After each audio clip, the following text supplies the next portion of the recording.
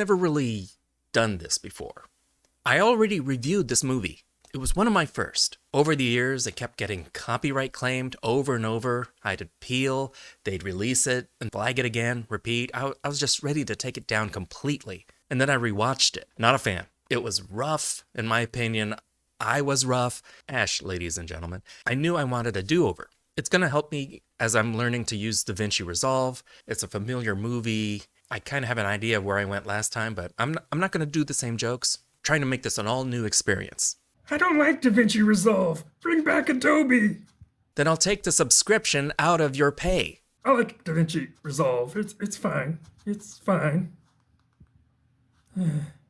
So, using what I've learned over the years, more in my current yet still evolving style, I'll try not to make the same jokes.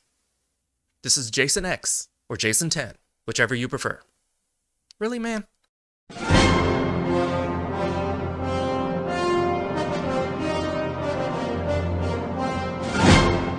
Crystal Lake has gone from a 2-star summer camp to a 3-star research facility. The only resident is Jason. Who knows how he was caught? It's not important. He's chained up, Hannibal Lecter style. He looks so sad. And like Hannibal, he's not given nearly enough guards. Quentin Tarantino's The Right Stuff. Rowan LaFontaine, scientist in charge of this shit show, wants to cryogenically freeze Jason. They can't execute him. He can't die, and taxpayers don't want to flip the bill on an immortal prisoner. The government wants to exploit Jason's ability to regenerate tissue and maintain a movie franchise. He's perfect for the Weapon X program. The government can handle Jason. After all, didn't they win the war on drugs? That guard, who had one job, by the way, totally needs to be fired, or in this case, buried. This means Jason is loose.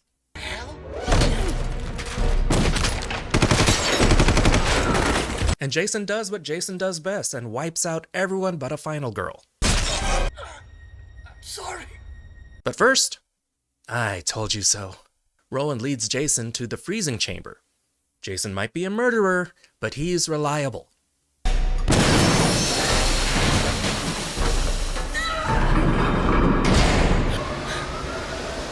Don't gloat.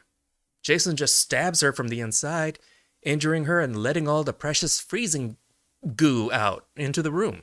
Jason is trapped, but Rowan is trapped right with him outside, and the whole room locks them both in. Nobody goes looking for any of these people for the next 100 years. So much later that the old narrator got tired of waiting, and they had to hire a new one. I still don't like the new Seven Dwarves. In an unspecified future, I'm just too lazy to look it up right at the moment, a group of college kids are here on the ultimate field trip. They find that freezing room, and they find Jason, still frozen, nipples like rocks. Ow! Okay, it's the year 2455. Can someone tell me what's on his face? It's a hockey mask. What's a hockey mask? They're so far in the future, they don't know what a hockey mask is. They also find Rowan, alive, injured, and frozen. I'm not commenting on her nipples. And with their technological level, they can revive her. And Jason is as cold as ever. A kid loses his arm, but nobody's really freaking out since this is the future and this is but a flesh wound. They take Rowan to save her and Jason as a souvenir. They blast off from Earth, which is totally wrecked and inhospitable. Don't just blame your least favorite political party. Here are more things to blame for global warming.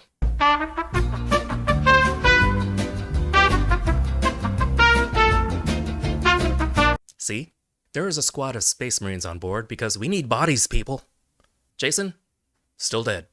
They have a pretty advanced medical suite that puts the kid's arm right back and fixes Rowan right up. She wakes to a brave new world. Now, who's gonna tell her nobody went looking for her back on Earth? They haven't told her about Jason yet. The professor is in debt and thinks revived frozen people are worth money. Sounds like he's talking about turning Rowan into a carnival show.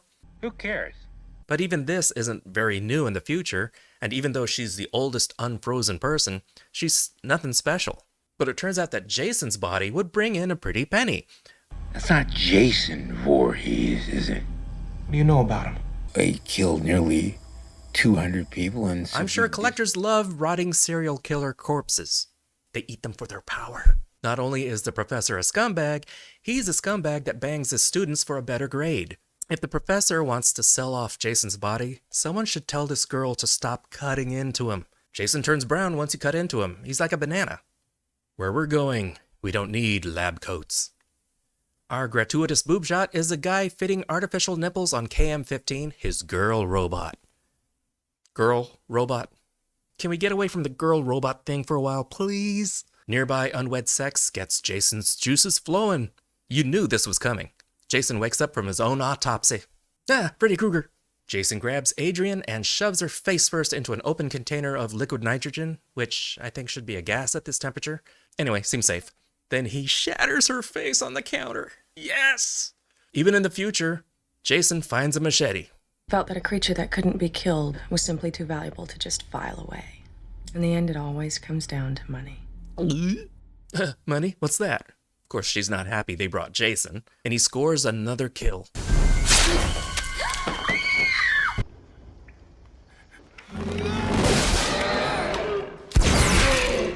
Jason interrupts a VR game and kills the two players. He just banes one and he smashes the other into a wall. Seems kind of tame for Jason. Someone saw aliens and said yes. The Marines get the drop on Jason, but, you know, there's still an hour to go in this thing. And they somehow miss, but he's just warming up. They split up, of course, and Jason takes out the Marines one by one.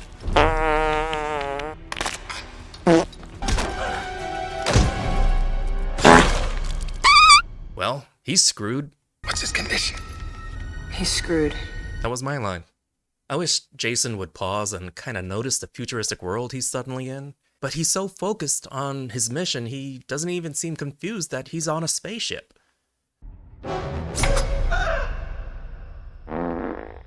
Oh yeah, they have guns. I got him! He even gets a little cocky. But this doesn't stop Jason. What part of unstoppable, unkillable has been unclear? He had to split.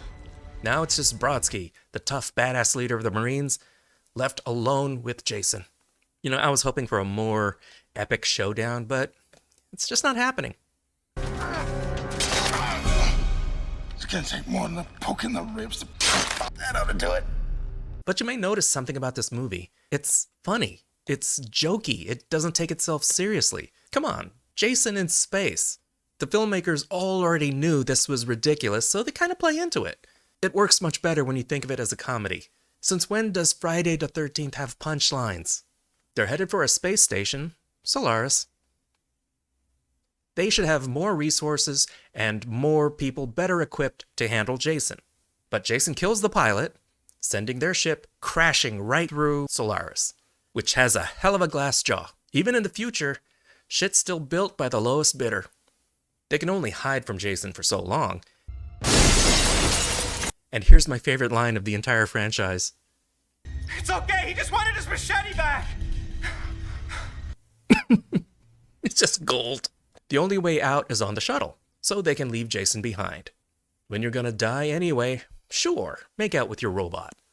Brodsky's found barely alive, but he's a tough one. And remember, they have super medical stuff? One girl panics and locks herself in the shuttle and tries to escape on her own, without disconnecting the fuel lines. Happens to the best of us. You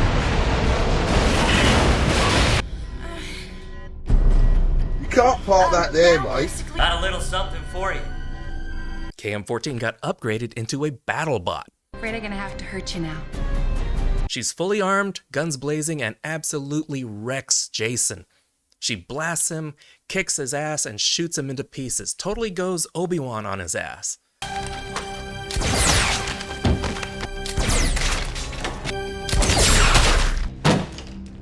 You did it! What, they don't double tap in the future? To use that medical tech to fix up Brodsky? Just to remind you this thing exists? We are reading your distress beacon. It would look like this is finally the end of Jason. He's shot to pieces and most of his head is now salsa. Except he landed on one of those super advanced nanotech medical beds. Gentlemen, we can rebuild him. Better, stronger, faster.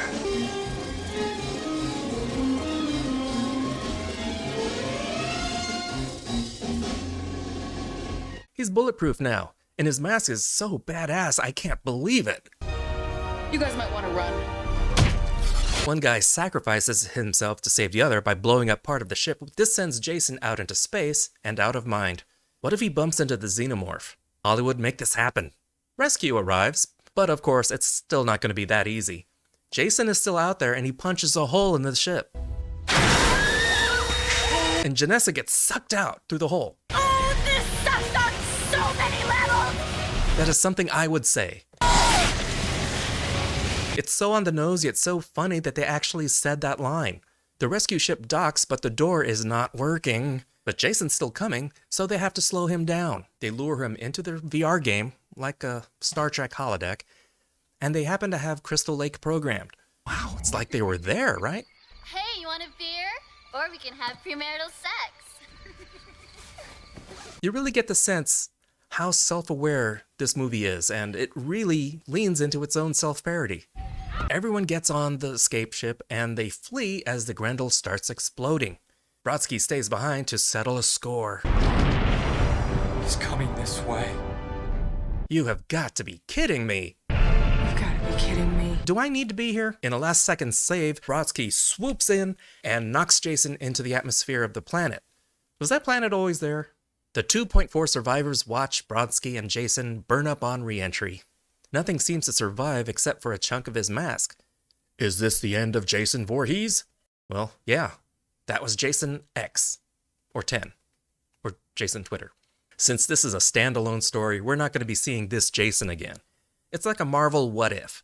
A way to explore Jason in space without having to make it make too much sense with the rest of the franchise. Cop out? Maybe. But I still had fun with this one. James Isaac's direction tries to balance horror and humor, but the tone is a little inconsistent. The film is campy, self-aware, which works in some moments but kind of falls flat in others. There's not much suspense, relying more on absurdity and over-the-top action. The CGI is kind of outdated, even for the early 2000s. Jason X delivers over-the-top kills, but some deaths lack the raw brutality of the earlier films.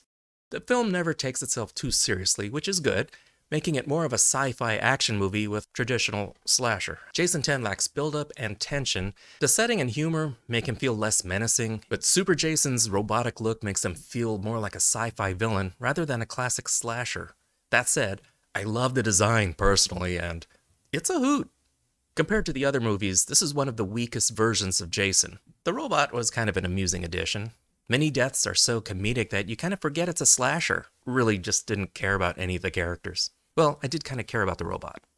Jason X is one of the weakest in terms of horror, but gained a following on video. How can you not love this campy, goofy mess? Kane Hodder, in his final time playing Jason, gave it one last go, and it's kind of fitting that his Jason is the one that got to go into space. Jason Twitter is 3 Bs. It's an entertaining oddity, more of a guilty pleasure than a genuinely scary horror movie. It lacks the tension and atmosphere of the rest of the franchise, but its ridiculous premise and campy execution, pun intended, just makes it fun. Remember, just view it as a comedy or a parody of its own franchise, and you will have a good time. Thank you so much for watching. Like, subscribe, comment, the bell, the usual YouTube stuff. This is theNewBee, and I'll see you later, kids. Be good.